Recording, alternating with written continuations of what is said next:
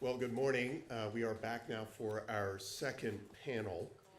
And as I mentioned in framing the outline of the panels for today, we are going to be exploring each of the various principles as set forth in our A Way Forward document. For those of you who are just arriving, this American Project Conference is based on a series of conversations we convened here on our campus with a much smaller group right around this time last year. And out of those deliberations about the future of the conservative movement, we developed over the course of the summer and early fall a 4-page principles document, which is in your folder.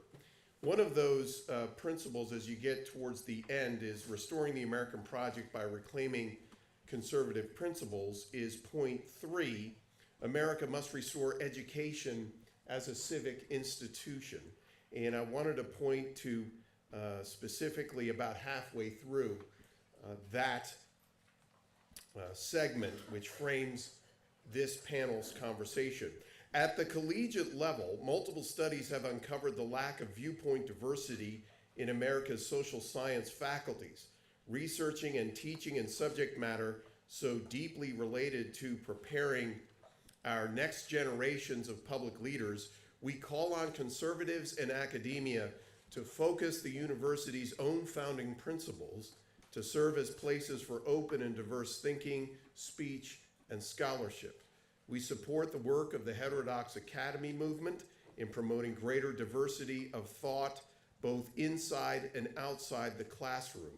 We also call on conservative students to consider academic careers, seeing them as a mission field for the larger cause of increasing viewpoint diversity in teaching and research.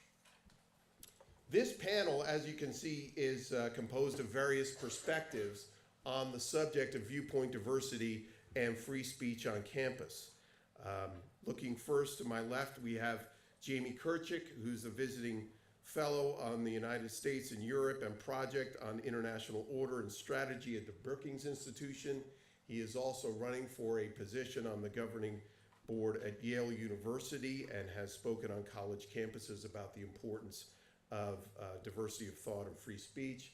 To her left, Heather McDonald is the Thomas W. Smith Fellow at the Manhattan Institute and has both written about this issue widely, but also has had various difficult experiences speaking on college campuses. To her left, Caitlin Carwin is the contributing editor, actually, to our American Project website, theamericanproject.org, and a recent graduate here of our School of Public Policy. Sarah Ruger, to her left, is the director of free expression at the Charles Koch Institute and has been researching and supporting various initiatives to help increase viewpoint diversity and free speech on campus.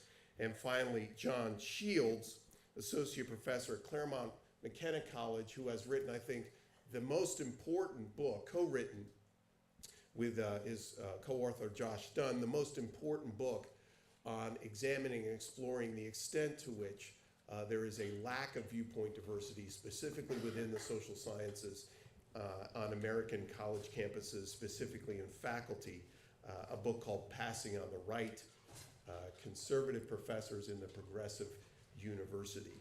So you know this subject is actually very important to us here at the School of Public Policy.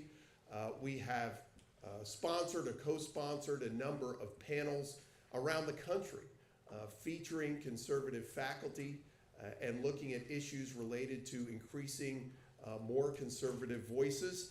And as opposed to the way this issue is usually perceived, we are here to defend the importance of higher education as a place both for preparing citizens and public leaders, but also the importance of higher education as an institution in research and exploring how we understand the world. This is not how conservatives are perceived. And I direct your attention first as a way of kicking off this discussion to a recent piece in the Atlantic magazine written rather interestingly by a Pepperdine University professor Jason Blakely. This is from the December 2017 issue in a piece titled A History of the Conservative War on Universities. And in this, using the recent GOP tax bill and some of the issues related to higher education and certain tax items related there, Professor Blakely uses that actually as a window into the broader perceived conservative attack on higher education as an institution. And so I just wanted to quote a couple paragraphs here from that. The GOP and the American right consistently position themselves against universities. This is a commonplace of the broader culture war. But why? America's universities regularly rank among the most prestigious worldwide, making undeniable contributions to medicine, science, technology, economy, the arts, athletics, and the humanities. America's universities also attract some of the world's brightest minds, spurring innovation and dominating globally by countless measures. Conservatives might be proud of the universities as particularly stunning examples of American pluck and ingenuity. Instead, this tax bill appears to be symptomatic of the GOP's growing disillusionment with higher education. This is at least how a number of college presidents and leaders have interpreted it. And so jumping ahead to the last paragraph I wanted to read before getting into our conversation. Today, the discrediting of universities by the right's intellectual leadership is part of a broader erosion of conservative support for academia. According to a recent Pew poll, a majority of Republicans now believe that America's colleges have a, quote, negative effect on the country, unquote. This implies that many ordinary people in the conservative movement do not look at the universities and see the enormous contributions to science, health, technology, culture, and the arts. They do not look at the universities in their towns and states and see one of today's greatest educational systems and an impressive accomplishment by American society. We are not here to condemn American higher education.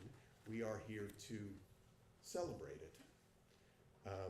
But it's fair to say that what is being wrapped into a broader perception of condemnation by conservatives on higher education, that there certainly are some reasons for that. Not here at Pepperdine School of Public Policy, of course. But this is an issue that in some ways there have been different parts of it that have been lumped together. And really one of the points of this conversation is to pull some of the elements apart and explore them, really because it's so important that conservatives better understand the importance of higher education, but also to see some of the hope that's out there with movements that are afoot to both bring greater diversity of thought in our faculties, in speakers, and also into student bodies and the discussions that are happening there. So, as I said in kicking off this morning, I think really what is so important about this conference and what makes it distinctive is that we're going to be having a diversity of formats. We had earlier last night, we had a keynote address. We had single-person addresses, conversations. We will have 2 debates today, and we will also have conversations within the panels themselves. So this panel is really intended to be a conversation about this issue. And where I wanted to start, based on earlier conversations and conference calls that we've had among our panelists here, is with you, Heather McDonald, because I think, Heather, one of the things that you raised in our preparatory conference calls, I think so importantly, is this issue around viewpoint diversity and free speech are not necessarily the same things. And at the same time, it's being embedded into a larger culture that you see on American college campuses among students, faculty, and administrators that will not stand a diversity of thought. I wonder if you could kick us off here just by talking a little bit more about not only your experience, but your perception of a culture on college campuses that is not supporting this diversity of thought. Great. Well, thank you so much, Pete, and thank you to Pepperdine for having me. This is just an honor to be back on this lovely campus. I would say the real free speech war that's been going on against speakers who do not conform to the ideological orthodoxies of campus has had one salutary effect, and that's to finally wake up the American public to what's going on in universities. Americans have a gut understanding of the First Amendment. They understand more than anything else that our country, its unique virtue is the ability to have variety of opinion discussed without repression. But the debate so far is insufficient because it is not enough for faculty to sign petitions in favor of free speech, and tragically very few of them have done so. Rightly, the principals at Pepperdine support Heterodox Academy, which is in favor of viewpoint diversity. But the free speech problem is an epiphenomenon of something far more poisonous and far more destructive, if that's even possible, to our polity. And that is the fact that most universities today, with few exceptions, Pepperdine being one of them, have been transformed by the ideology of victimhood. It is impossible to overstate how constantly students on most college campuses are being barraged with the ideology that America is profoundly racist and sexist, that students can find themselves in the categories either of victimhood, which is massively expanding and metastasizing. You see that with what we now are up to 116 different categories of gender, all of which purport to be oppressed. Females are said to be oppressed on college campuses. Something that I can speak to personally is ludicrous. To be an underrepresented minority on a college campus is said to be a condition that puts one at lethal risk for one's life. This too is maudlin and completely delusional. But the adults on campus are encouraging this utter separation from reality. You have massive diversity bureaucracies that are constantly pressing this message on students to think of themselves as oppressed on American college campuses. Are you kidding me? There's never been a more privileged position in human history than to be an American student at the most liberal, opportunity-filled environment that has ever been seen. So the attacks on free speech grow out of this ideology of victimhood because they are made in the name of the equation that hate speech, which encompasses, again, an extraordinarily wide range of non-orthodox views. I'm viewed as a white supremacist perpetrator of hate speech because I have argued that there is unrecognized support for the police in high crime minority communities. That is hate speech. As long as that equation that hate speech equals violence equals physical threat, you can talk about free speech all you want, and it's not going to make any advance. We have to take on this ideology of victimhood at its root and dispute the idea that American campuses are places of racism and victimhood, and that the American culture as a whole is endemically characterized by racism and victimhood. Because if I can just briefly, I close up. The idea from the Atlantic that somehow conservatives are delusional in thinking that what's happening in the university is affecting society That's a lie. Just look at what happened at Google to James Damore, the computer engineer who was fired in August of last year for daring to question the feminist orthodoxy that the absence of 50-50 gender proportionality at Google must be the result of discrimination at on Google's part, as opposed to different preferences, aptitudes, and skills. And he focused only on the preferences side. And when the CEO of Google fired Damore, he used the exact language of feminist victimology that has been perfected on college campuses. He said, Google's females are hurting. The NLRB upheld this decision and said it is sexual harassment to say that males and females may have different preferences. So what's happening on campuses is spreading, and it is going to take this country down. Jamie, I want to bring you in here, but first to preface your remarks and to build a little bit on Heather's. I'm going to touch on this a couple times, especially given your Ivy League connections.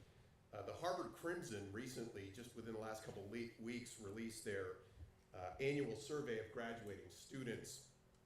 And I'm going to touch on this in a couple different ways, but just to this point, as it relates to trigger warnings and things that can be said in the classroom and student views of what should be allowed. At one point, 47% of graduating Harvard students, just who graduated within the last few weeks, 47% of students surveyed believe that faculty should include warnings in their syllabi when their courses cover sensitive material. Now, I wanted to put that in some context, as the Harvard Crimson does, to say that, so 47% this year answered that question that way, 40% last year answered that question that way, and 31% answered that way in 2016. You've not only understood this set of issues from being an alum of Yale, you're actually doing something about it by running a nationwide campaign to be on their governing board. And so I wondered if you could speak a little bit both to what triggered your response, if you will, and what you're seeing are some of the broader issues on college campuses, specifically around these free speech issues. Thank you, and thank you for having me out here at this conference. And I just want to preface this by saying I don't think this is a conservative issue. I think this is something that all people who believe in small L liberal democracy should care about. And I'm noticing in my campaign that I'm getting support from all sorts of people, including a former professor at Yale who's a democratic socialist, because he understands that it wasn't so long ago that it was democratic socialists who were being run off college campuses and having their rights, their free speech rights, trampled upon. Just one thing I thought on Heather, she said about the 130 genders. I thought it was 51 last time. I didn't know that it, at Facebook at least, I didn't know it had tripled in just the past couple of weeks. It will be 1,000. And also one small point about there being racism on college campuses, I have to disagree slightly with Heather, because at a certain school that shall not go named in Cambridge, Massachusetts, we've now discovered that there is what seems to be a pretty racist policy towards Asians in applying in what seems to be a sort of eerily similar quota system that was used against Jews in the last century. And I would be curious to know if similar practices are being used at other Ivy League schools. So you asked me what was it that triggered my involvement on this.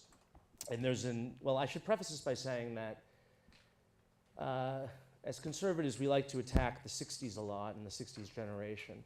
But I actually think that there's a crucial distinction to be understood between the 60s generation of activists, the left-wing activists, and the ones today. If you recall the free speech movement, which started at UCal Berkeley on Sproul Plaza, what were they doing? They were fighting for free speech. They were fighting to have the right to distribute leaflets opposing the Vietnam War on campus property. And they were fighting against authority. They were fighting against the administration to get that right. And I think whatever you thought about them or their cause or the Vietnam War, I think in principle it was the right thing to do. And it's something that I would support.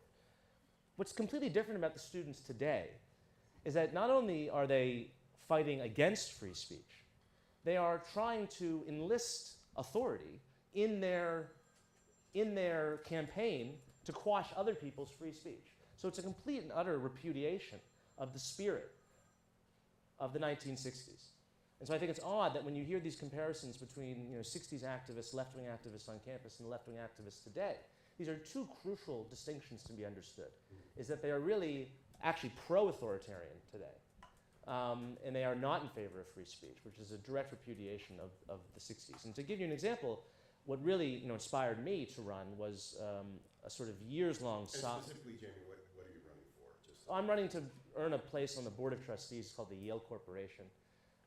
There are about 9, I believe, half of the members of the board are Yale alums, and so I'm campaigning amongst the Yale alumni community. I need to get 4,300 signatures by October 1st. There's a website you can go to, jamiefortrustee.com, if you have any friends who are Yale alums at any school, the forestry school, the law school. There is a Yale School of Forestry. I hear it's quite good.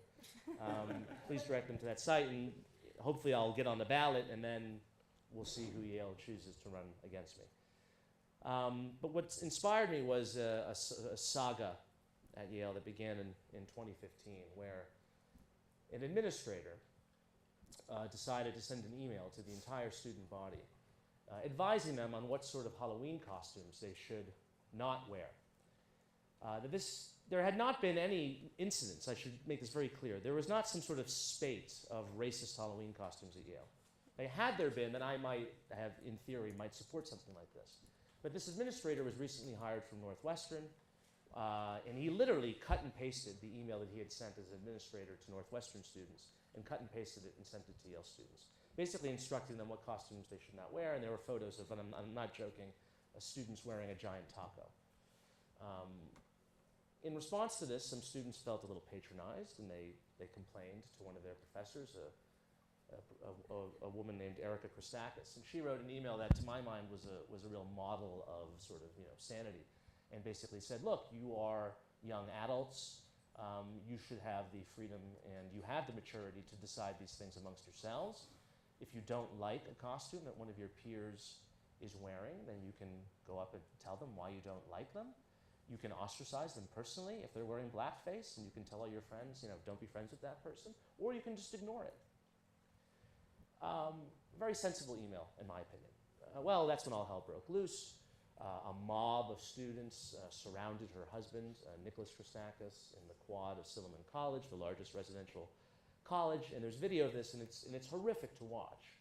They are berating this man for hours, calling him a racist, insisting that he apologize, cursing in his face, being physically intimidating to this man.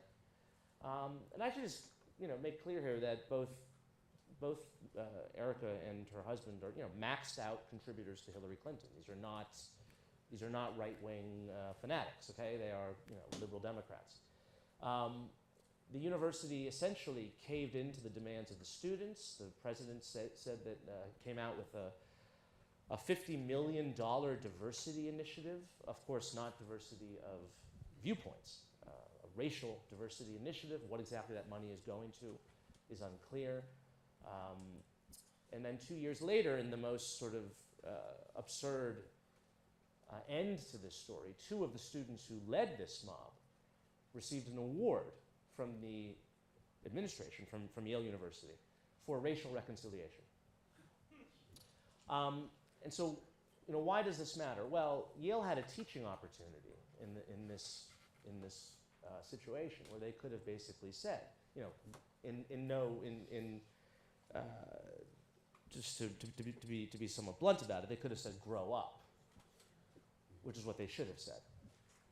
I had been through a similar situation as a freshman where the African American student house invited a poet named Amiri Baraka, who was a raging anti-Semite. He had written an infamous poem after 9/11 saying that the Israeli government warned all the Israelis in the tri-state area not to go to the Twin Towers that day. And he was invited to read this poem at Yale University.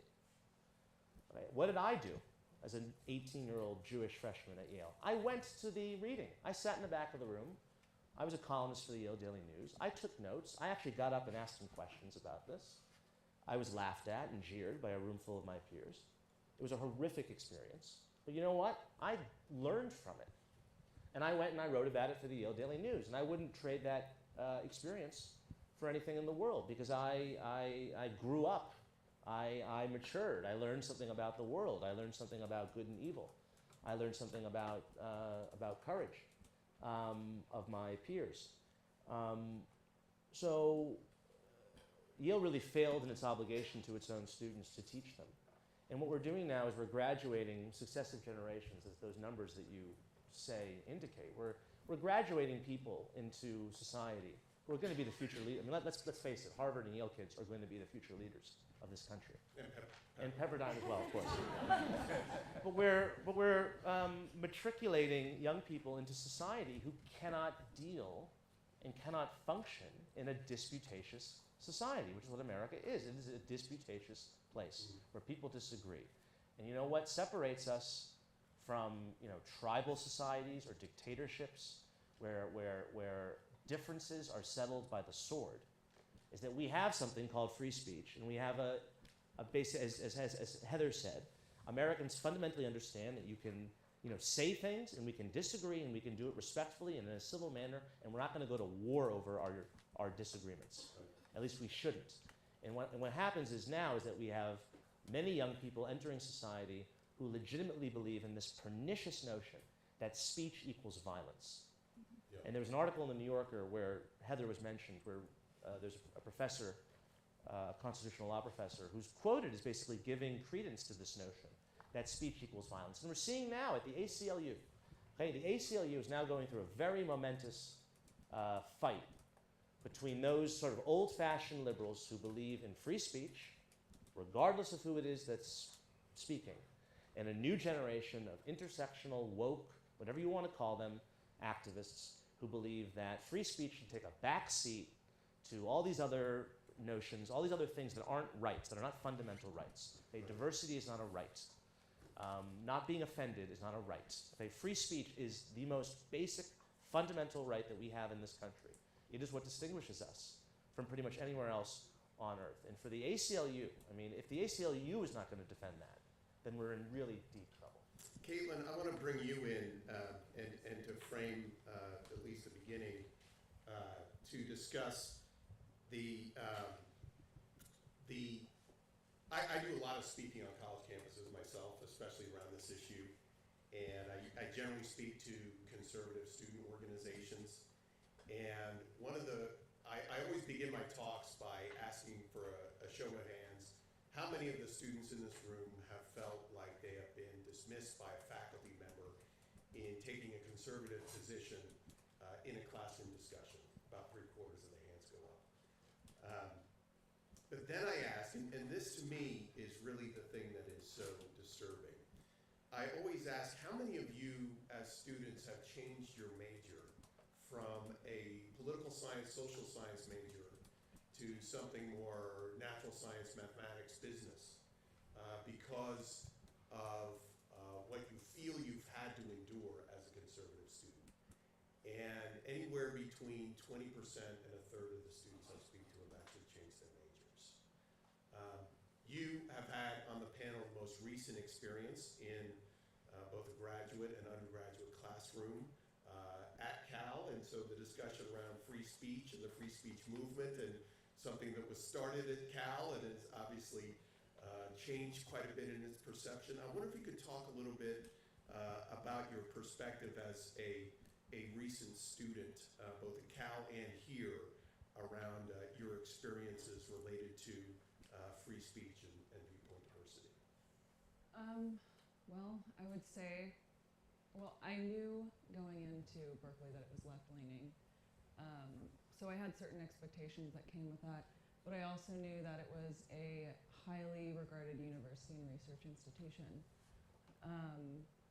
I had a number of excellent professors, particularly in the history department, and which I it's funny that you say that changing the majors, because I was a political science major, but I did end up taking a number of history courses. I also wanted to, but and I'm glad that I was able to get credit for my degree for that. But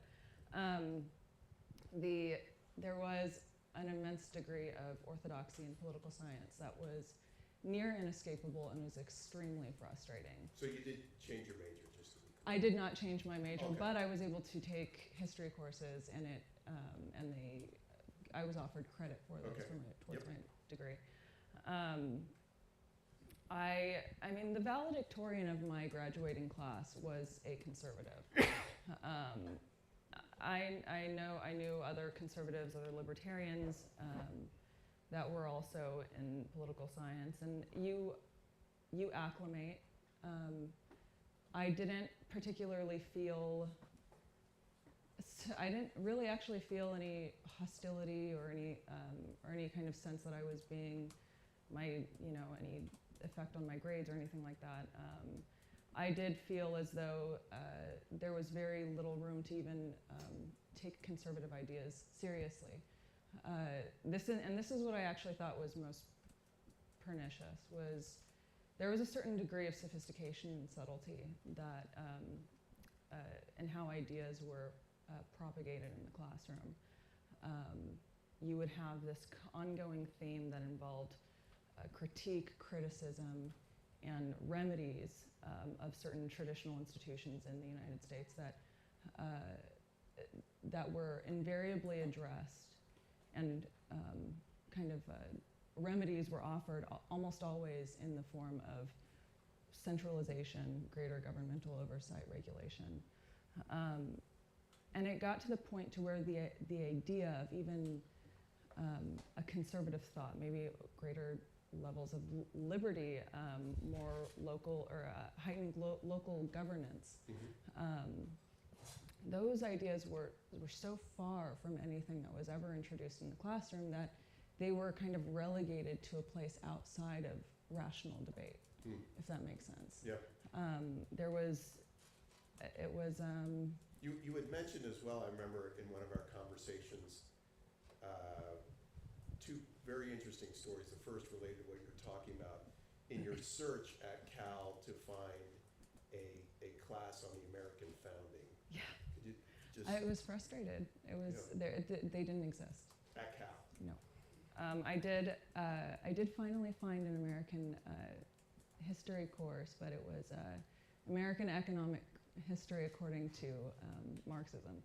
So I walked out within the first day, and I just I changed the class. But and I mean, it was very frustrating. I ended up supplementing the coursework with, I did my own research, and I just had this little stack of books that I had on my own, and I'd check them out at the library or buy them, and I'd use that to kind of supplement what I was reading there, because the stimulation wasn't there. I actually had, and I mentioned this to you, I was assigned the Communist Manifesto roughly around the same time in the same semester, and I think it was 3 different classes.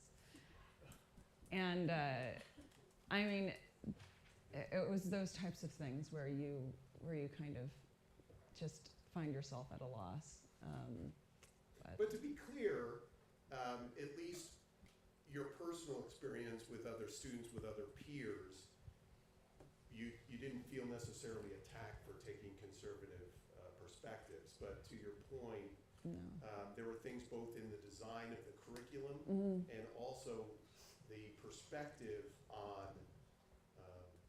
history and solving public problems, which was inherently progressive in its nature, that there wasn't something good inherent in the institutions you were discussing. Is that fair? Yes, and actually, to be fair, I mean, among my peers, one of the most radically left people that I knew was actually a very good friend of mine. And she and I used to get into these really lengthy debates well into the evening, and it was always very enjoyable. But I did start, I mean, it was unfortunate, I think. She and I kind of started out more politically informed while we were there, and as time progressed, I went further. I became more conservative over time. She went further to the left. But I did notice a marked degree of a greater degree of emotionalism and hostility in our conversations. And there was something that, and this was mentioned before, she did kind of develop what I sensed was, and this is no offense to her, but it was something of a mindset that I would say was fascistic in nature. And there are a number of things that she said that in our conversations that I found highly problematic, and it was yeah. That was. I'm going to jump over to you, John, but just I wanted to address some. Did you have something? Well, can I riff on what's been said? Yeah. Yeah, please. But go ahead if you have a. I was just going to say on that point, one of the panels, the Viewpoint Diversity panels I mentioned before that we hosted was up in the Bay Area last year, and one of the panelists is a fairly well-known conservative legal theorist who teaches at Stanford Law. And at one point in his discussion, in the conversation there on the panel, he said, now hold on, this is something conservatives need to understand. That I know that for my conservative students at Stanford Law, they're getting a better legal education than my progressive students. Because if we're training our students to go off and learn how to debate and persuade, it's my conservative students who are having to practice those skills a lot more in the classroom than my progressive students. And so I think that needs to balance some of the other parts of this as well. I think when things turn to where students feel that they're actually having to change majors, when they feel back to this Harvard Crimson study, there was one data point I wanted to bring up here. 78% of registered Republicans said they had to withhold opinions in class. Those are the elements that I think, to your point, Jamie, about what is the purpose of higher education in preparing leaders who are not able to. Just one little thing. I think if you spoke to many liberals, they would say, well, of course they should withhold those opinions because they're fascist, racist opinions. And so they wouldn't even see a problem with that. Right. There's some liberals would say, yes, we need to fix this. But a lot of them would have no problem with that whatsoever. And again, if I could add then onto that, and the reason they need to be repressed as fascist, racist, is because they cause, as you said, violent harm. Right. It comes down again to the victimology ideology. John, over to you. Well, it's funny. I mean, Marx, a large helping of Marx seems almost kind of conservative in some ways, right? I mean, it's like sort of a great book tradition. It's not Foucault. It's yeah, right. That sounds.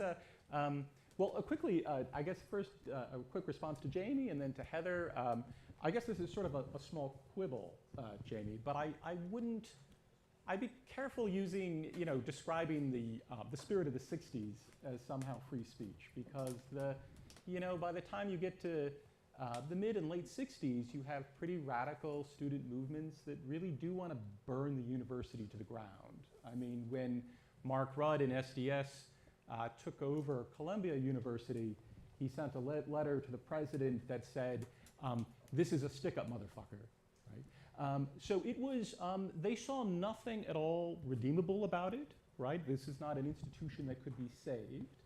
And I guess my concern these days in some ways is that conservatives might come to the same conclusion, right? I mean, I agree with Heather, right, that one good outcome of the recent student protest is that it has awakened us to this problem on campus. But it can metastasize and go in a bad direction if we then decide, if conservatives and other Americans then come to the conclusion that, well, of course, what can we do but burn the university down?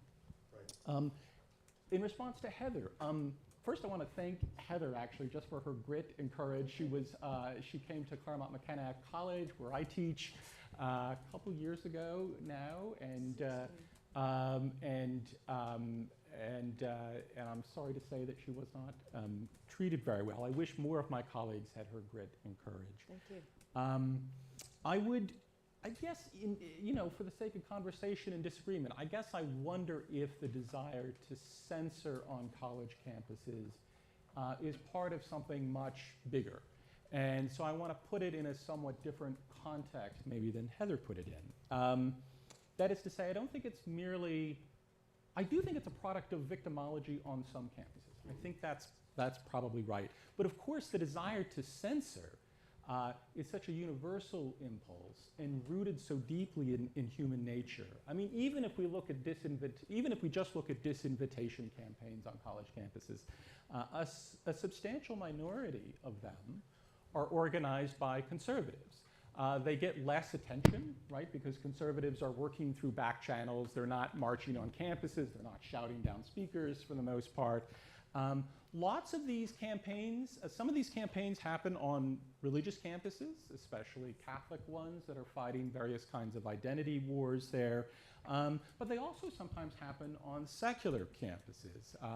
Last year, Whittier College, they invited some public officials from California, I think the Attorney General, and I forgot who else, and they were heckled and shouted down by Trump supporters. And outside the ivory tower, of course, there is broad support for various kinds of viewpoint censorship. I mean, 1 in 4 Americans say that the government should be able to block news stories that it finds inaccurate or biased. 40% of Trump supporters say this is so. So I think it's important not to see the university as something that, or the protests that are happening there as something that just happens in some strange social vacuum. I think we see a lot of these kinds of currents more broadly in the society. I also want to say, I guess, just a quick word, maybe to, complicate this some too. I mean, there's a way in which, there's a way in which our diverse moral communities are sustained by colleges and universities that are devoted to a very sectarian or particular vision of the good, too, right? I mean, we can think of feminist colleges, fundamentalist colleges, Catholic colleges. They sustain our nation's rich diversity and viewpoint diversity, partly because they're closed to some degree. And it wasn't that long ago when conservatives were inclined to defend these institutions, actually, right, as important to our nation's pluralism and diversity. And so I think it's interesting and useful, perhaps, to have a conversation about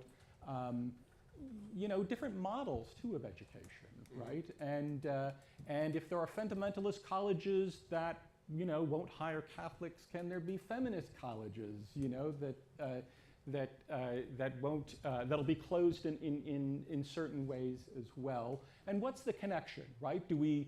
Are we just much more sympathetic to censorship and in religious institutions and less so at secular ones? And can there be different models of secular institutions too, right? Must they all conform to a single model? Sarah, I want to draw you in. You're somebody who's working around the country on issues related to free speech on college campuses. I want to begin to pivot towards some good news stories here. The fact that both in how we understand the dramatic left-leaning of social science faculty and some of the challenges that have been rightly discussed here for conservative students and even students more broadly on the issues of freedom of expression. What are some of the things that you're seeing that are working out there, or at least show some initial promise? Sure. Thank you for having me. I promise I'll end on the positive note, but I do have to push a little on some of what's been said here today and talk about some things that I'm seeing largely out of the conservative movement and out of conversations like this that I think are causing more harm than good in the fight to promote free expression and intellectual diversity long term. I've been on and attended a number of these panels where we decry these trend lines and the things that are happening on campus in terms of censorship, and I'm not going to minimize any of those concerns. They're real, they're a serious threat to our society at large, but they are leading to two trends from, again, the conservative movement in particular that I think are not going to serve us well in promoting a culture of toleration. One is this tendency to mock young people for this culture of victimhood and to really tease them in pejorative terms like snowflake about their beliefs. And again, that's not minimizing that there's some real bad behavior, there's some real problems, there's some real fragility issues at play, but it doesn't engender young people to the cause of free speech to begin the conversation by mocking them. And we study a lot of polls. We support a lot of polls. A lot of the polling is encouraging in the aggregate, in that young people still support free speech. It's just by a wide majority. The challenge comes from the trade-off between free speech and concepts like equality and like fighting back against bigotry, which they see as being in opposition. But those of us who've been in the free speech movement and been fighting for that cause know that it's through free expression that you ultimately advance the case of civil rights and justice. And that's an educational challenge. That's a long-term educational challenge, and the opportunity to educate and to really challenge those ideas begins with a different posturing, I think, than mockery.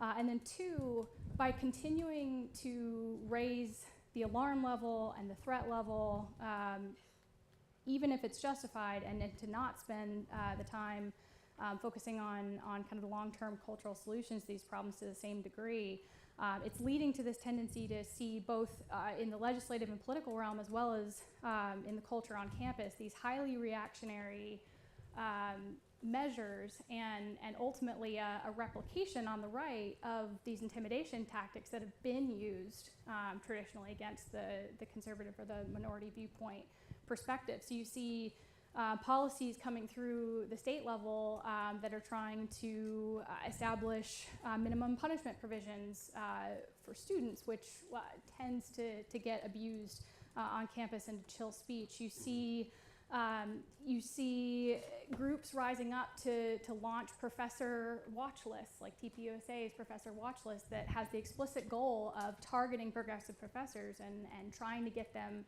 fired or intimidated into silence. And I think all of these types of measures ultimately lose the moral high ground when it comes to the conversation around free expression and toleration. So here's the part where I promise to end on a positive note. There are things you can do. There just aren't quick fixes. This was a problem that took a long time to develop, and it's going to take a long time to solve.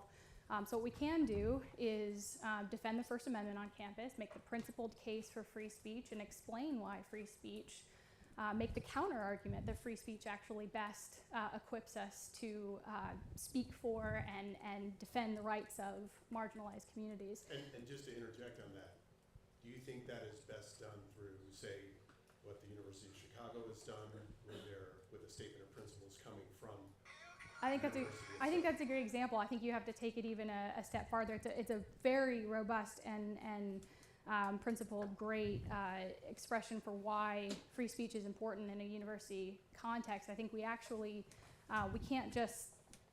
we can't just set aside where so many young people are coming from today when they see free speech as an impediment to the achievement of their social justice objectives. We really got to make the case for why free speech actually best achieves that. And then really briefly, the other two things we can do, because defending the First Amendment is very much necessary but not sufficient. We need to be educating at the K-12 and college level on why free speech is important and actually equip young people with the skills to engage in civil discourse. That is a mentally, psychologically difficult thing for people to do, especially kids today who have been raised on social media, and a number of factors that make it easy for them to isolate within their highly sheltered communities. So we've actually got to train them and be patient in that training and give them the tools they need to succeed. So that's a number. We're supporting a lot of programs along those lines at the Koch Foundation and Institute.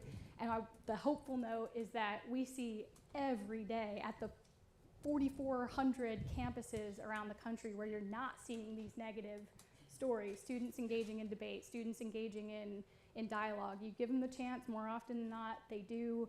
That culture of victimhood is a fundamentally negative headspace that doesn't lead to fulfillment and happiness long term. So if you get your foot in the door to have a productive conversation, most young people are hungry for it.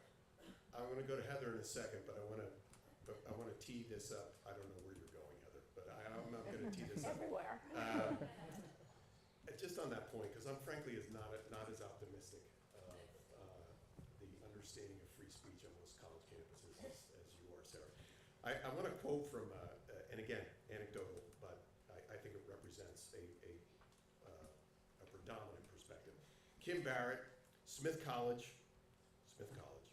2018 graduate, just wrote on her graduation piece for the campus newspaper, the Sophian, wrote this.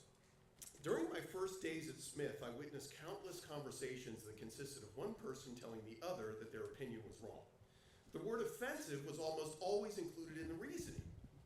Within a few short weeks, members of my freshman class had quickly assimilated to this new way of non-thinking. They could soon detect a politically incorrect view and call the person out for their mistake.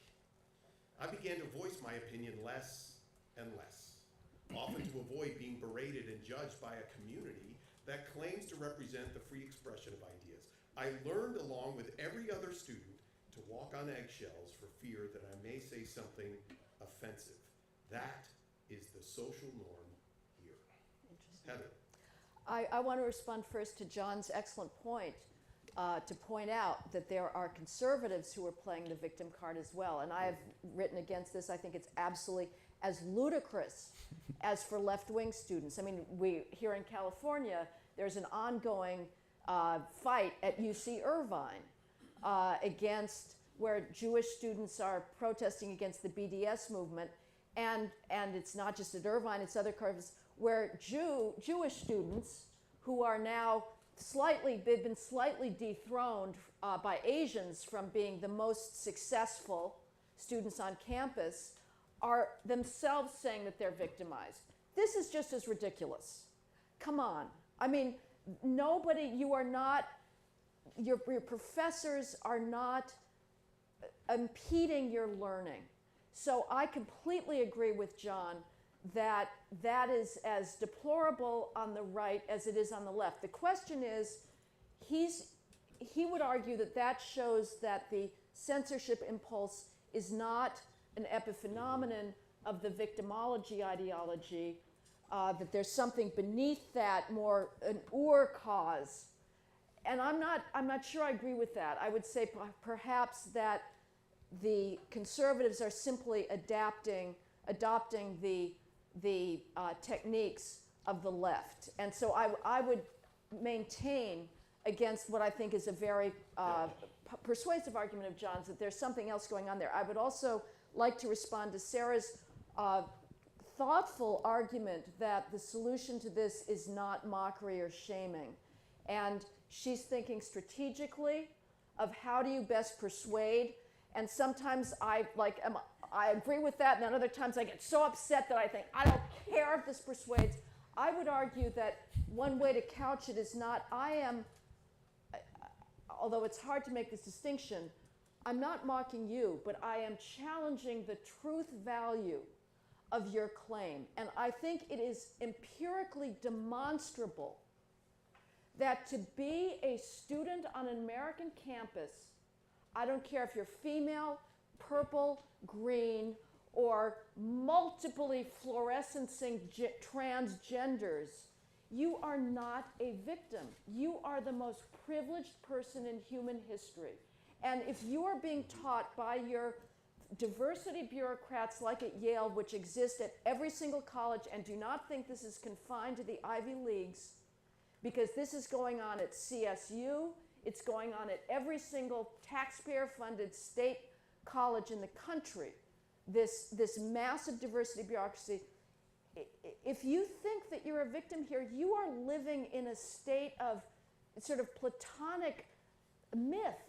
You need to be brought to the truth, and the adults are letting you down if they are encouraging you to think of yourself as oppressed as opposed to possessing opportunities that at this very moment, millions of Chinese students are studying night and day to have that opportunity. Just a quick time check here. I want to finish this out, and then we are going to go to questions from you all in the next couple minutes. But I do want to finish off this point. Jamie, you had something to say, and then Joe. You can wait if we're low on time, and I'm happy to go to questions. Okay. I would say while we're criticizing conservative students, there seems to be a tactic where they will invite speakers like Milo Yiannopoulos or Ann Coulter. And the overriding principle here seems to be, well, we're just going to piss off the liberals.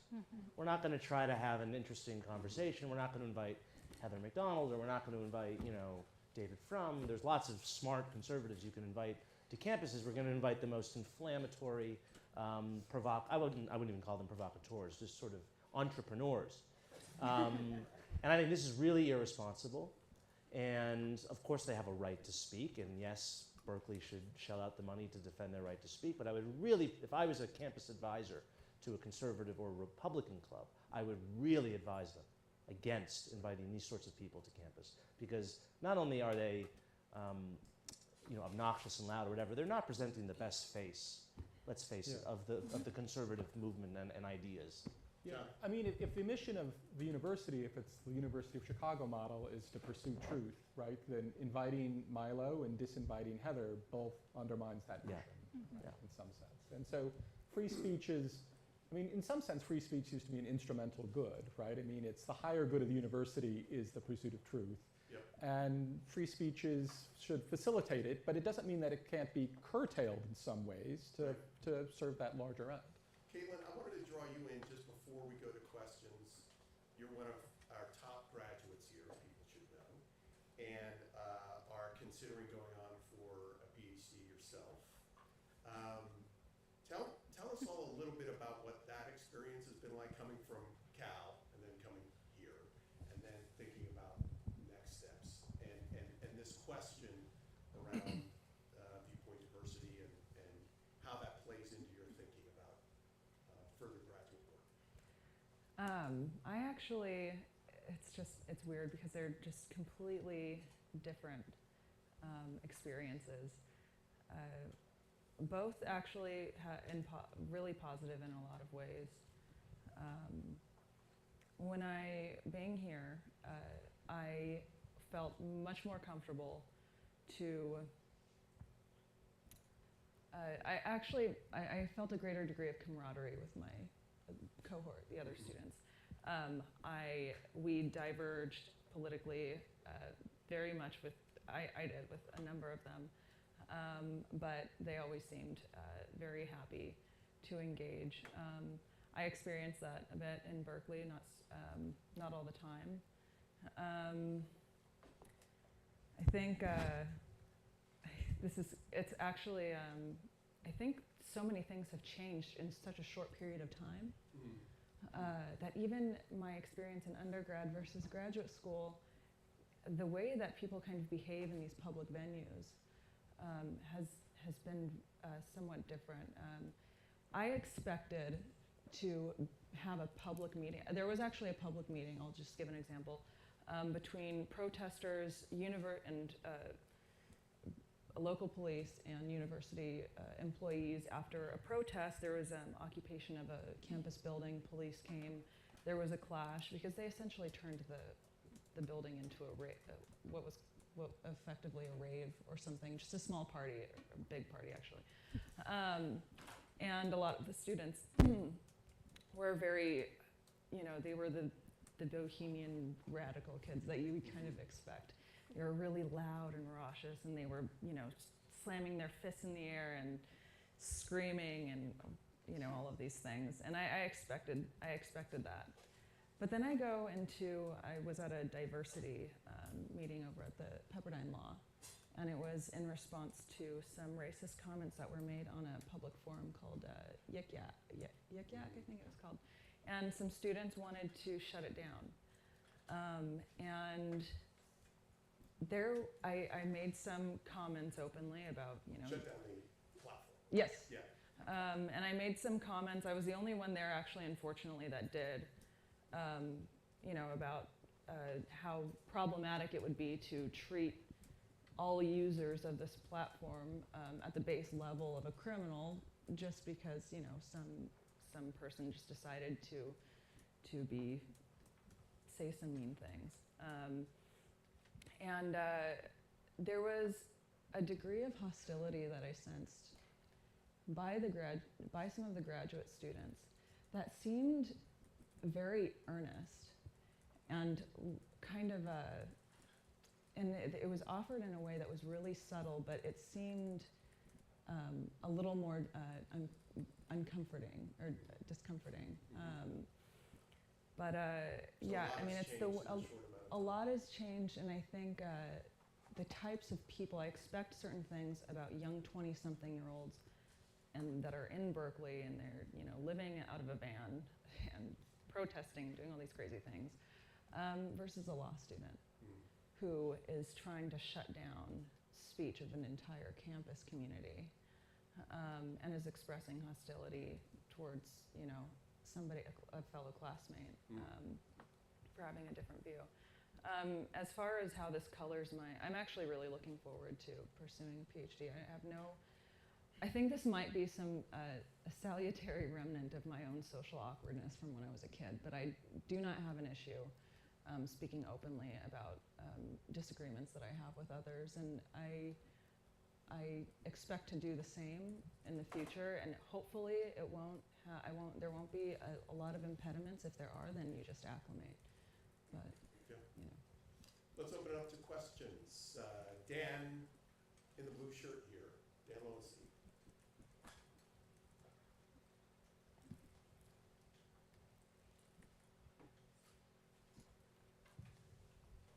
Thank you.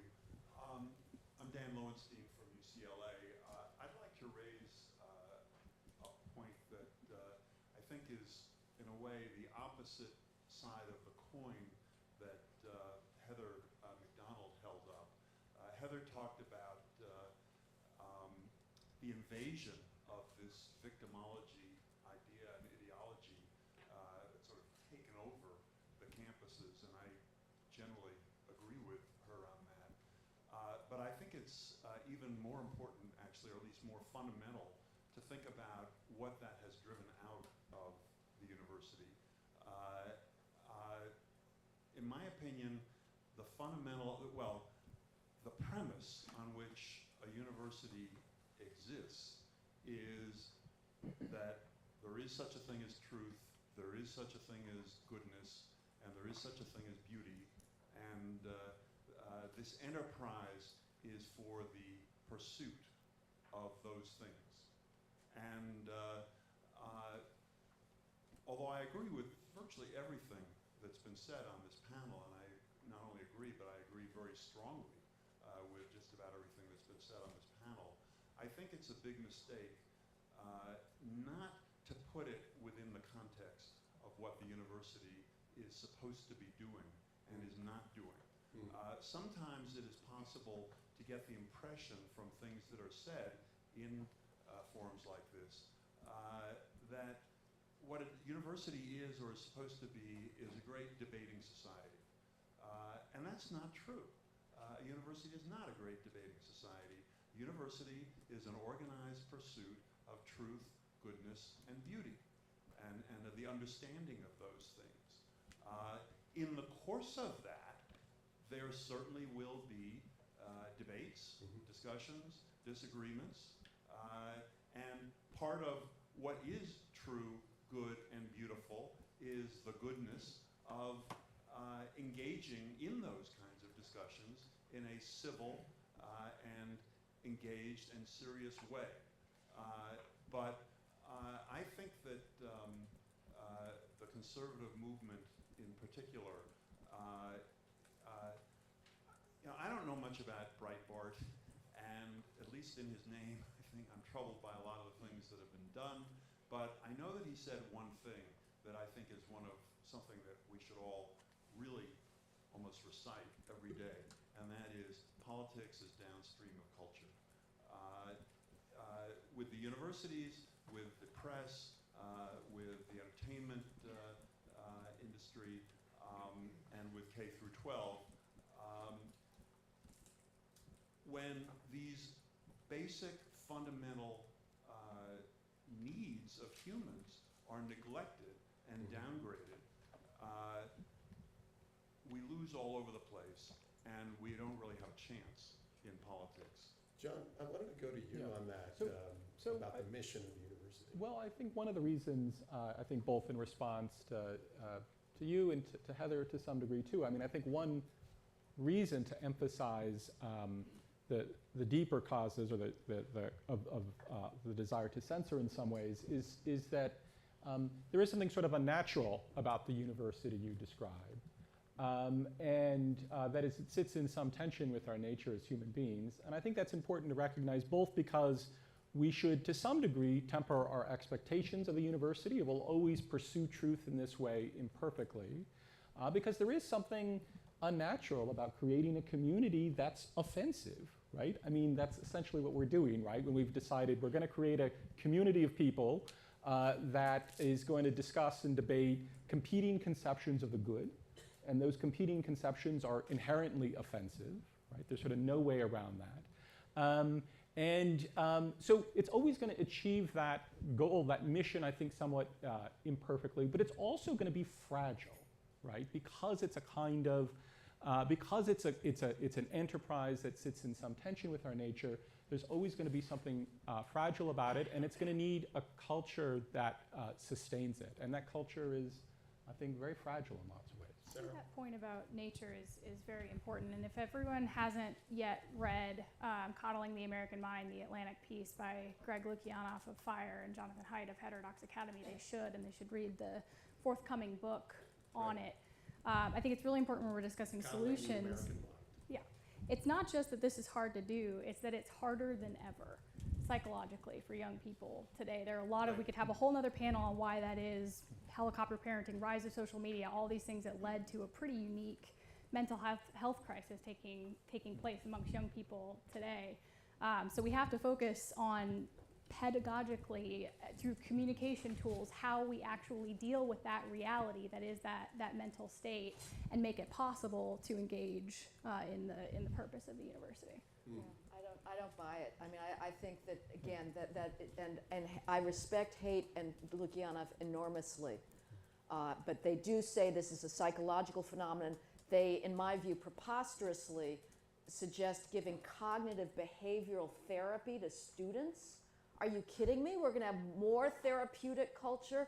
I think this is not a psychological phenomenon. I think it's an ideological one, and it has to be treated as such. But I completely agree with Professor Lowenstein and with John that the dialogic model of education, which has been propounded ad nauseum by conservatives as a response, as the sort of total response to this insanity, is a wrong model of education.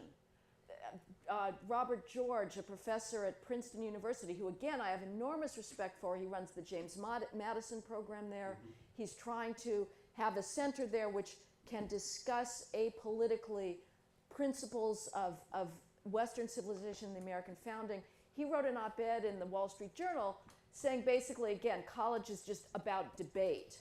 Peter Salovey, the president of Yale, the one who caved completely to this outrageous eruption of student boorishness, he gave a speech to incoming freshmen saying, the purpose of a Yale education is to rebut false narratives. No, it's not. It is knowledge. If I can summarize your truth, goodness, and beauty triad, it is to cram as much knowledge into the empty noggins of students as you possibly can in 4 years. And to that mission, debate and dialogue is often irrelevant. It's irrelevant to say, I want to debate you on the first law of thermodynamics or the spread of civilizations in Western, early Mediterranean. Right. So I think conservatives are taking a wrong response to this. Josh. Two questions, but because of the Plato reference, I have to speak up on this one. So the good, the true, and the beautiful, these are things that Plato holds up. But I remind you, in the opening passage of the Republic, we have this character Polemarchus, who says, how can you persuade us if we will not listen?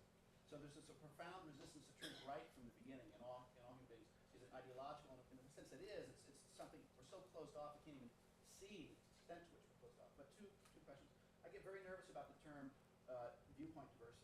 me suggests a community that's backed into a corner. Can you And the speak up?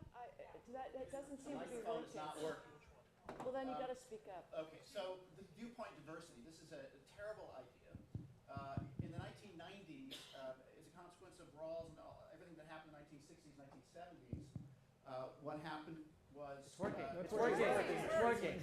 How's this? It's working. Okay.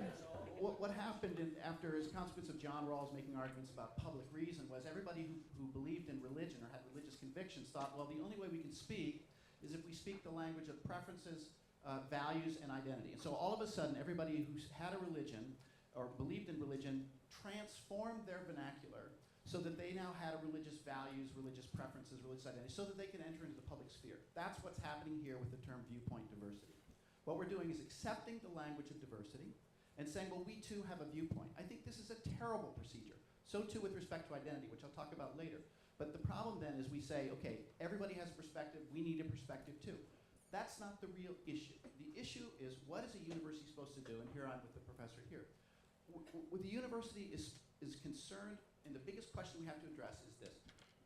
What is the standing of our inheritance? Civilizational inheritance. That's the question. And the university is uniquely set up to do this. So is the family. I taught for 2 years. I was chancellor at the University of Barrett for 2 years. I told my students, the university is the only place where we do this. You have to check your guns at the door. And I literally told them, leave your AK-47s in the parking lot. A university is supposed to convey inheritance. And this is the great problem in the democratic age. We think that we don't need our inheritance. So we can move beyond it. We build a world new, sui generis, right now, every single day.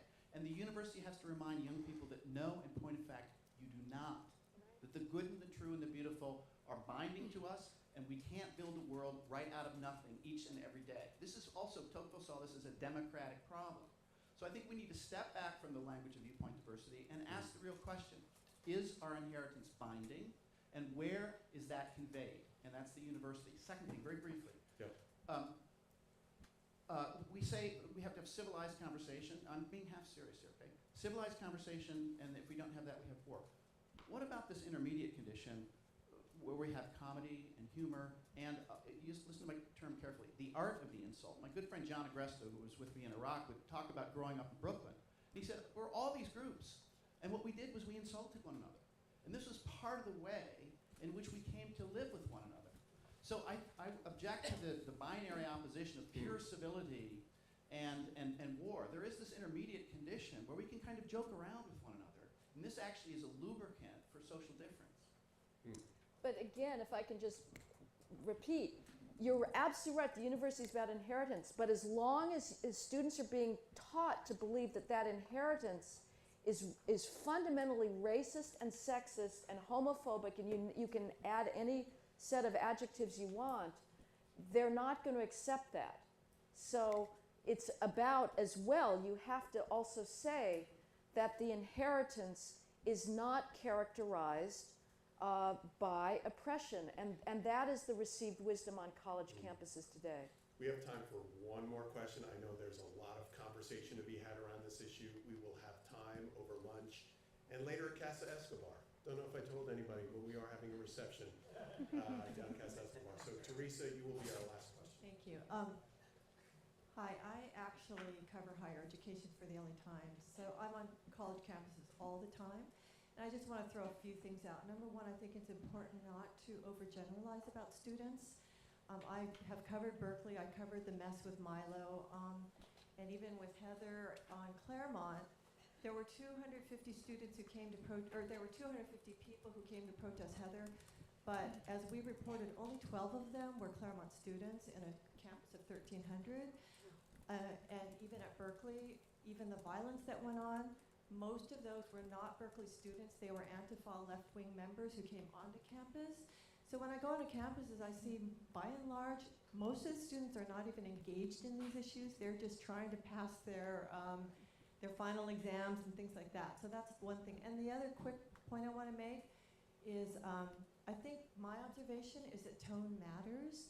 So I feel that the problem, not just on some campuses, but also in the broader society, is this crudeness that has crept into our public discourse. So I was at UC Riverside, and there was a woman who, I covered a story about a young student who grabbed a MAGA hat off of another student. I mean, who does that? But at the same time, as James pointed out, why would these conservative Republican organizations invite Milo, whose job seems to be provocative? So I just want to end with a positive thing. I did write a story about a young conservative Republican woman named Celine Bookin. She is at UC Berkeley, and she was really dismayed at the lack of civil discourse. So she started a new conservative group at Berkeley called Conservative Society, and she invited the Cal Democrats to have debates with her. And they accepted, and all last year they had very civil debates about, disagreeing over taxes, healthcare, immigration, all kinds of things. And they were just very, intellectual, respectful, polite exchanges of opinion, the kind of thing that I think all of you would like to see. And I think they were able to do it because they left all of the name calling and all of that, at the door, and they just engaged in polite, respectful discourse.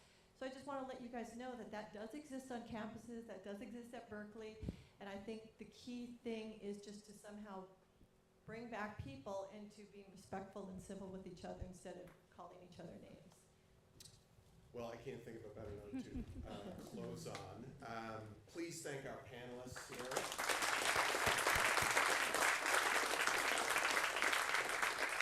Again, the reason we include higher education in particular as an institution that a conservatism of connection wants to defend is that we do believe it needs defending.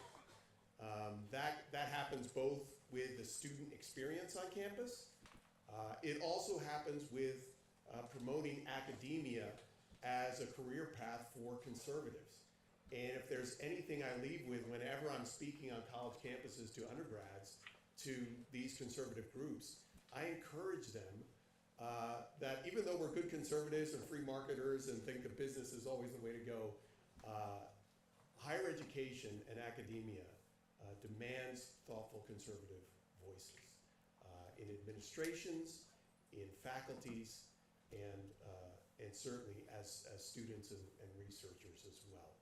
So it's a very important part of what we do here at the American Project, and also particularly at the School of Public Policy, always encouraging students like Caitlin and others to go beyond our master's program and on to PhDs, because both with the civility on campus, but also support of more conservative voices, I am long-term hopeful, short-term pessimistic, that we can begin to see a greater and more widely accepted pursuit of truth and beauty, as you've said, Professor Lowenstein. So we are well beyond time already. 2 panels in, we're 10 minutes late. I also just want to let you know that one of our panelists, Heather McDonald, has a book coming out called The Diversity Delusion. It is, I understand, available now for pre-order. It is on Amazon and every place. Thank you. I don't know where that came from, but just a thought. We are going to take a 5-minute break because, as is part of the quality here of the conference, we are going to another format, what we are calling Bill and Ted's Excellent Conversation with Bill McClay and Ted McAllister, talking about how conservatives need to be thinking more historically. So we're going to take a 5-minute break as we reset up here, just 5 minutes to get us back on schedule. Again, thank our panelists, and we're back in 5 minutes.